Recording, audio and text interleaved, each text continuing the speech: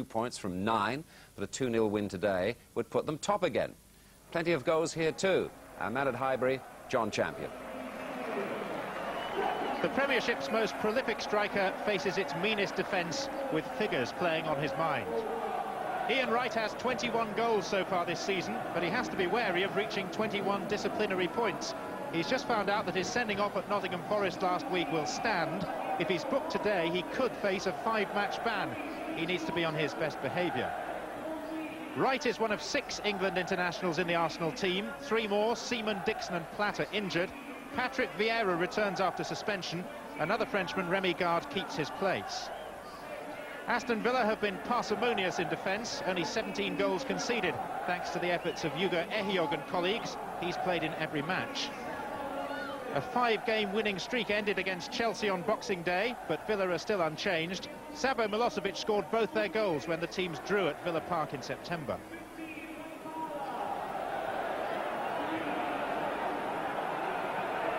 Jeff Winter's in charge today. His name matches the weather. It is bone-chillingly cold. 4 members of the Arsenal team who are playing from left to right in the dark tops are actually wearing gloves at kick-off.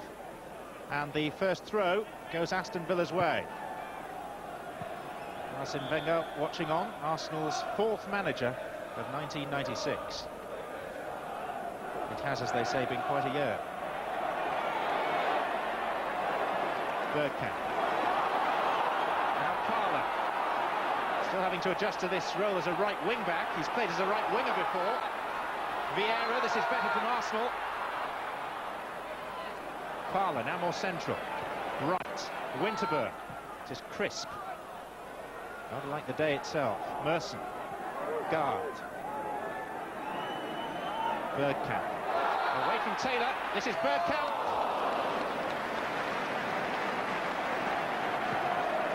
He never quite got the elevation to extend Bosnich fully.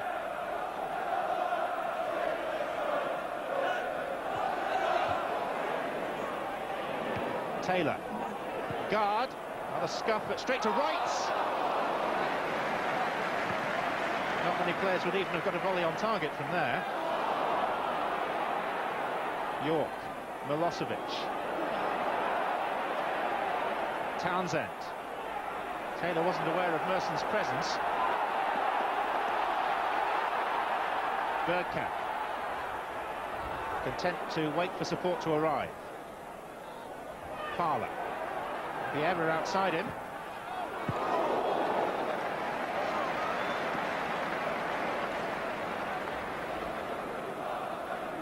Not a regular goal scorer, Ray Parler. 6 goals in round about as many seasons. But that was struck firmly enough. Brian Little is looking for his team to recover from that Boxing Day home defeat by Chelsea. Milosevic. Bergkamp. And Wright's on his way. He's onside. Ian Wright. Yes!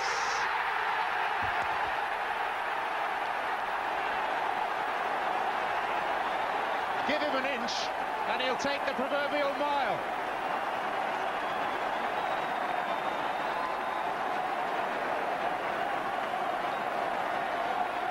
Ian Wright makes it 22 goals for the season. And from the moment he received permission to shoot on goal from a Villa defence that was almost inviting him so to do, there was no doubt that the ball was going to find the corner. Bosnich got a fingertip to it, but that was nowhere near enough.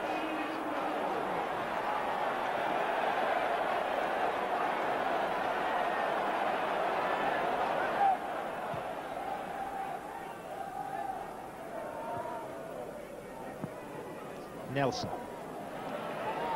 Winterburn got a foot in. This is Bergkamp. Still Bergkamp. Now Ian Wright. Bosnich out. Right round him. Wonderful goal line clearance by Šimika.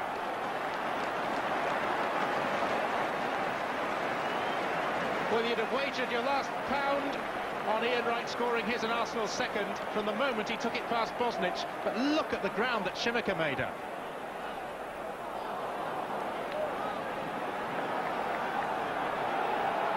And a handshake from potential goal scorer to goal saver. Merson with the corner. It was Schimmiker again denying right with that header. Bergkamp.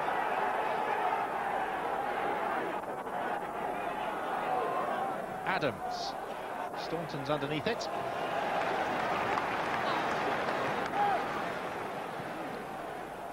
Minutes to half-time.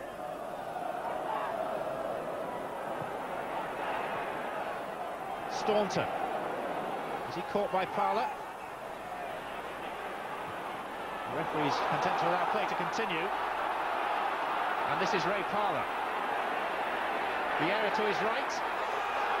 Right and Bergkamp waiting. And behind by Hugo Ehiog for the corner. Where was the cover, he says. Bold as ever, adjacent to the near post. Winterburn with the kick. Nelson's header. Draper. Put his side under more pressure. Schimmiker. Vieira. Bergkamp. Away from Staunton. And Bergkamp forcing the save. Adams and Alan Wright going up for it. Still it's got away. Bold.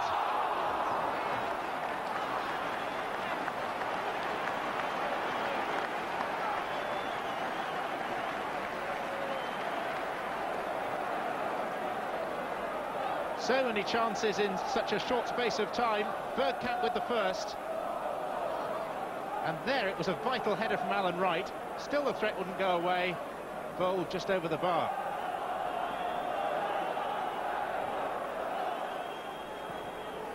Milosevic. Beaten by Keogh. Bergkamp. Staunton. York. For once Vieira missed out. This is Dwight York still. Taylor in the box. And has Taylor squeezed it in? No, off the line by Bold. Nelson.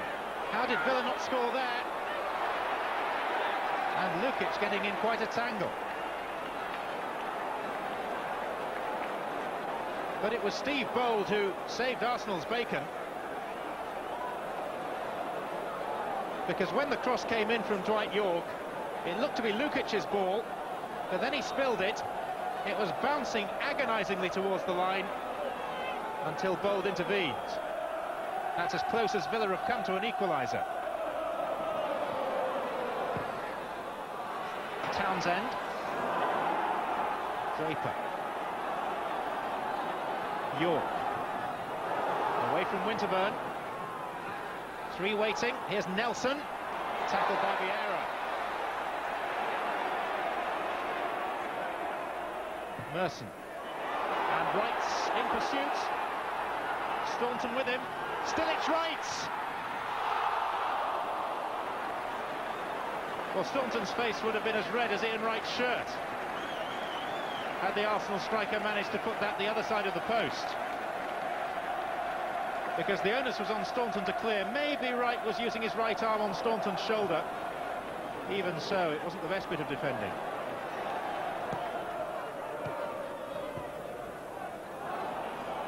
Nelson away from Winterburn. Off Bold. And a throw in.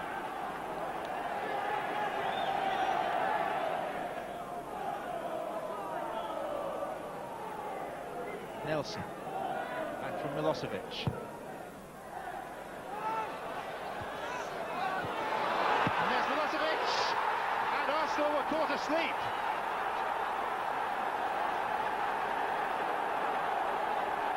Savo Milosevic, who scored twice in the first meeting between the sides at Villa Park back in September, has drawn Aston Villa back onto level terms. Nelson's deep cross, and this was where Arsenal really should have got hold of matters. Parlour was beaten in the air by Draper, and Milosevic's finish was emphatic.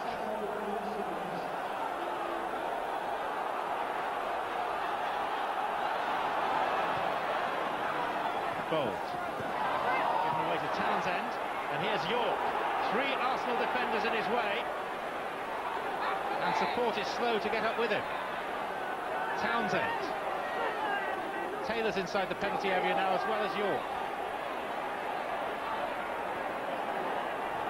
But Arsenal have men back in numbers. Nelson, and Milosevic's header tipped over by Lukic.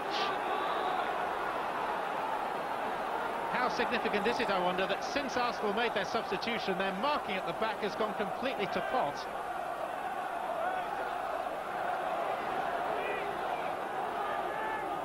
Townsend with the corner. Oh, Shimika was up there and buoyed by that goal. Aston Villa are now putting Arsenal under fairly heavy pressure. Shimika on by Milosevic. Ehiog was waiting. Brave header by Townsend. Now Arsenal could break. Morrow. Merson screaming for it 10 yards to his right. And here is Merson. Away from Staunton, Merson! Wonderful goal!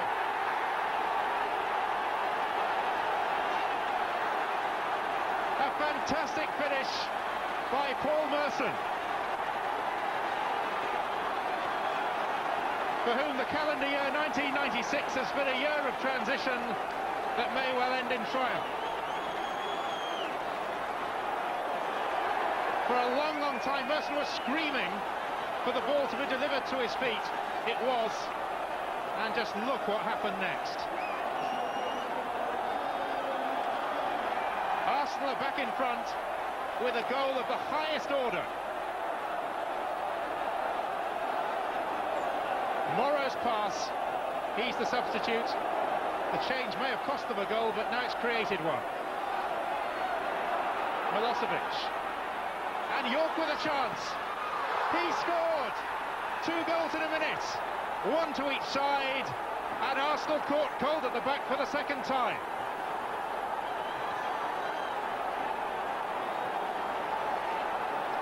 Not the sort of defending you expect from a side seriously chasing the championship. Keown left floundering. Lukic got a hand to it, but that wasn't enough. Dwight York's 12th goal of the season. 2-2.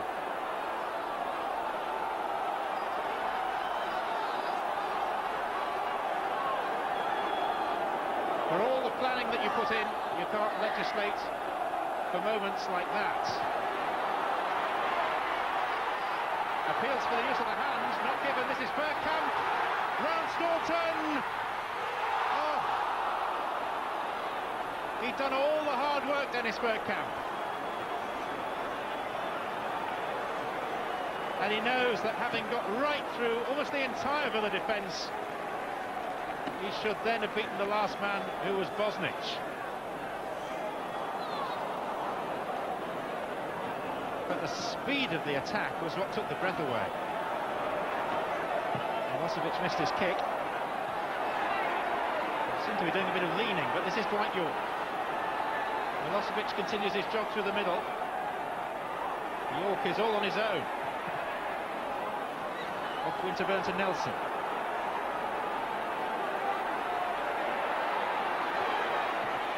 York stumbled. Away by Morrow. Merson. Now Draper. Milosevic. The chances are still coming.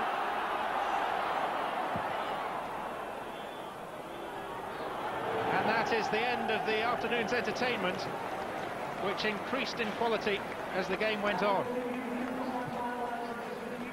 Arsenal missed the chance to go back on top of the Premiership, despite the fact that they were twice ahead. Ian Wright putting them in front early on. Paul Merson restoring the lead after Milosevic had equalised for the first time for Aston Villa. Dwight York levelled for a second time for Villa. There were 3 goals in 7 minutes at one stage. Arsenal missed the chance to go top. Aston Villa, after their defeat on Boxing Day, are back on an even keel, and they will be pleased with this away point. We were poor. We did a lot of things wrong, and we talked about that at half-time sensibly.